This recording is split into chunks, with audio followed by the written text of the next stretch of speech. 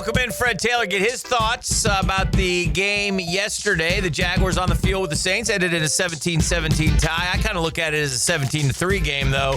I thought it was, let me put it this way, Fred, just get your overall impressions. But I thought this off the rip much better than a week ago. So keeping in mind who they played, who was out there, et cetera, much better than a week ago. Good morning, guys. Without a doubt, Fred. man. Yeah. You know, the thing that jumped out most to me, obviously after last week, when you get on the very first play of the game, we had a false start. You know, they went an entire first quarter this week without getting a single penalty. So, you know, that's an improvement. Then when you look at the offensive starters, Trevor went out there. You know, this week Tank got an opportunity to get the start in the backfield. But I was very impressed by Trevor Lawrence. This is the Trevor that we would love to see each and every week. Very consistent. He made throws. He should have been 9 for 10 at least. That early throw early on, Brian Thomas dropped that crossing route. Right. Beautiful opportunity right there to create momentum. But on the very next play, I believe it was 3rd and 8 or something like that, they were able to come back and execute. They're very impressive on third downs as well. Travis Etienne punched it in there early on. One would say, yeah, well, it was the Saints' second-team defense. But, you know, those guys are trying to make a roster. And a lot of those guys, you know, they still can go out there and compete with the best of them. So you got to give credit where credit is due. A big improvement, a fast start, very sharp. The mechanics were there. Trevor looked sharp. Travis looked sharp. Aside from that missed ball by Brian Early, he came back and redeemed himself, had some pretty good catches. Big improvement. Yeah, I thought so as well. And you know, that defense, Fred, after week one, just got Swiss cheesed right down the field by the second team. It felt like they were carrying that around with them a little bit. I thought the energy and then ultimately the execution in the first half on defense was a huge improvement. Oh, yeah, without a doubt. I'm a little biased. You know, I'm an offensive guy, so I don't always cross all my T's and dot all my I's. But I got to show them love because, you know, early on, man, we saw pressure. We saw Wingard off the end, was able to create havoc and get a sack. You know, we saw a fumble early on. We were able to see, you know, the defense penetrate and disrupt. So that's what we need to see the entire year. So the guys in the secondary don't have to cover as long. If those front four can continue to get pressure, you know, because if you look at it, you know, in Josh Allen, you know, what is he, 6 years in? 6 years? 6. 7 years? 7 years? I don't know. They picked up the fifth-year option. That was, and then they correct. So 6 years. This year will be 6, I believe. And then when you look at Trayvon Walker, these are two top 5 picks at the DN position. So pressure shouldn't be a question. This is something that should be occurring all the time to take some pressure off the back end. Because if you ask me, the second level, the third level has gotten better with the addition of Travis Hunter. Tyson Campbell, keep him healthy. They're going to be fine over there. Travis Hunter should bring a lot to that defense DB position over there. I believe as the season goes, we're going to see more of him at that position more so than the offense, but that's just my prediction. And again, I don't hold those cards. That's up to Liam, Coach Cohen. But I believe as long as they can continue to play good up front, play fairly decent on the second level at the linebacker position, but play lights out in the secondary, we'll see a really good defense.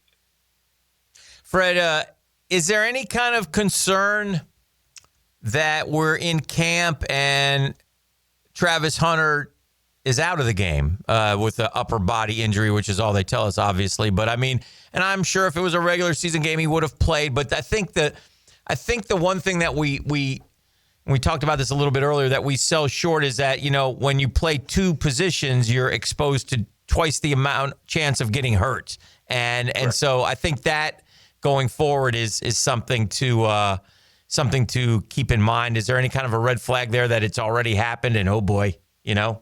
No, not concerned. You know, obviously it's good media, good debate, good stuff to throw out there and kind of have a few back and forths over. But ball is ball. You got to go out there and play. Yes, it does.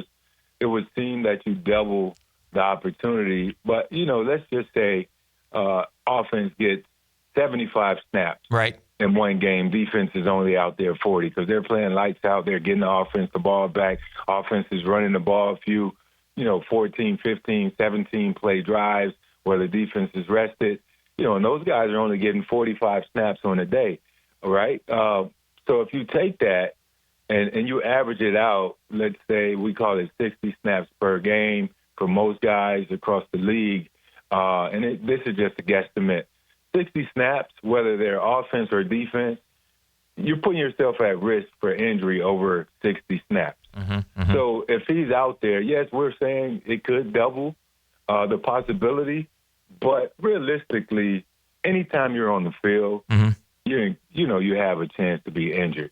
Fair enough. So if he's getting 60 snaps across the board, offense and defense, I think it would be the same as if I'm getting 60 snaps, on offense. Right? So, I mean, and then there will be a few plays in there where he's not going to, touch anyone. There will be some run plays, run away, and he'll probably jog, either try and sprint so he doesn't get a loaf on film.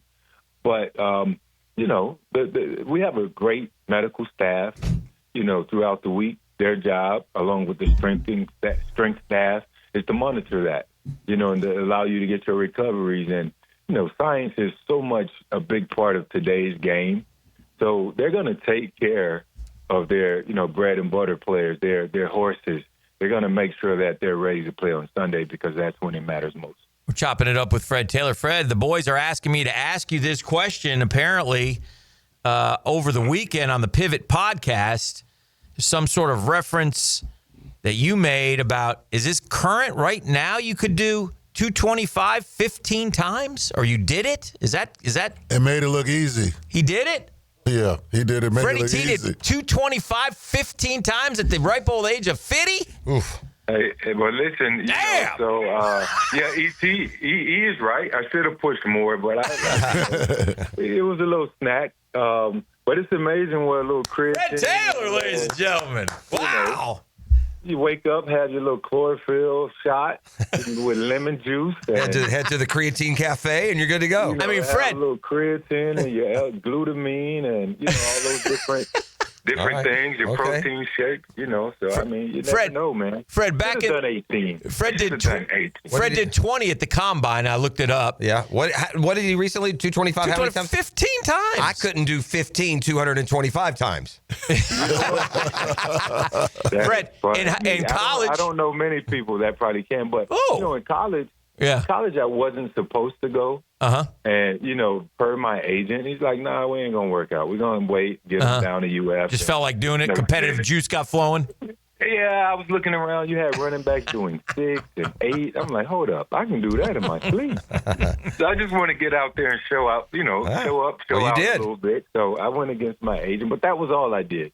I waited and I ran in Gainesville, and I kind of killed that too. But I was shocked that I got 15. I thought I would do about 6 or 8.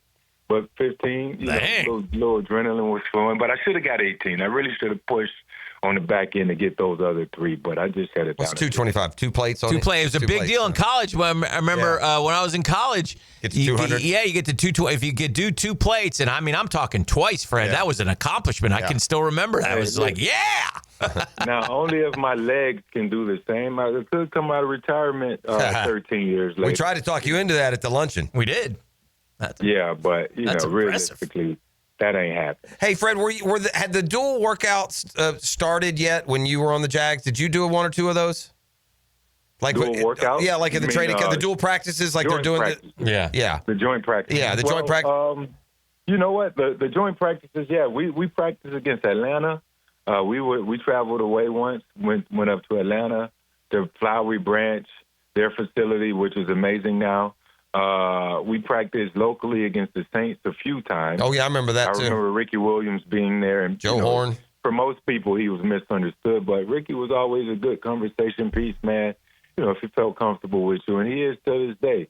I don't remember many other teams. Do you remember what was the intensity greater for you guys in that than it would have been in any of the preseason games?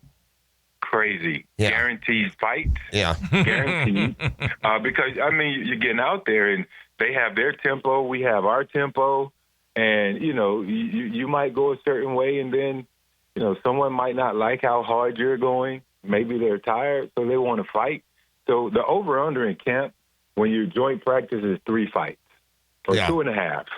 It's usually the over-under. Mm-hmm. We were at Detroit and Miami, and Miami fought maybe 5 times with Detroit, and I think they were all caused by Miami. So this week should be some very competitive juices out there.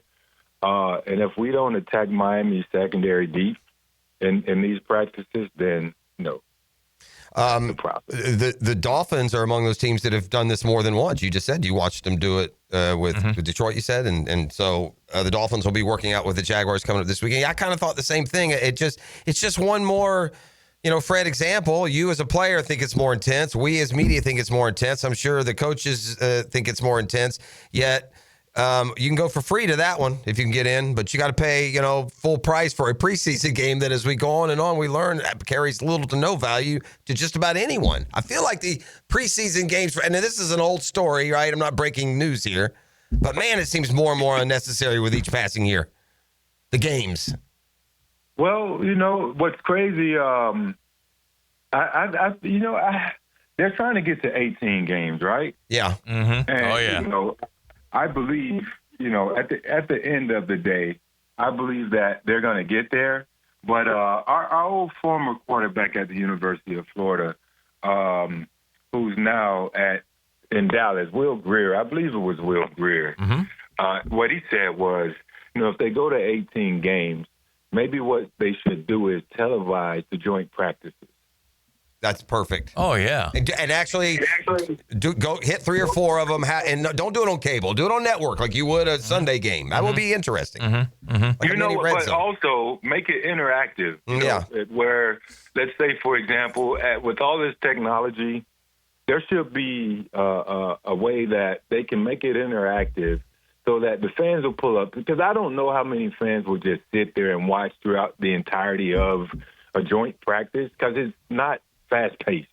There are going to be some breaks in there and here and there. And when those breaks are there, let's say, for example, when it's not 7-on-7 versus 1s versus 2s or whatever, or when it's not 9-on-7 1s versus 2s, there are going to be some dead periods in there. And then maybe in those dead moments, you have interactive where the fans that are watching, the viewers, can maybe send a question for a player when he's off to the side or something, and they can probably cut that, live delay and then insert it at some point throughout the broadcast. But I don't know. This is just me.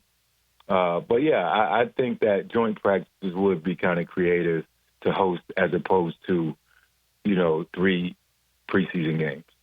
I don't know if you happen to see the social media post, but the Jaguar fan seemed to win the fight at the Superdome yesterday. 2 big guys going at it here.